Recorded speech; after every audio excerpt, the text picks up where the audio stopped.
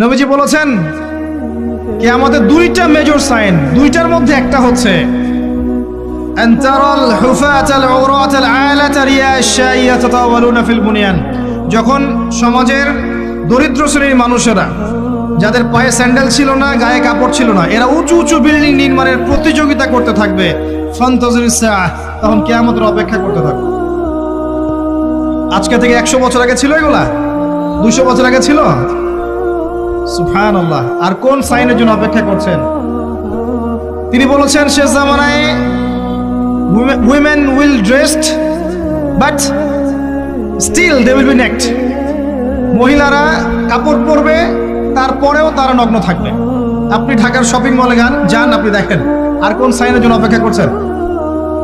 শুধু ঢাকা কেন, গ্রামগঞ্জে ছড়িয়ে পড়েছে এগুলো, এখন গ্রামেও ছড়িয়ে পড়েছে।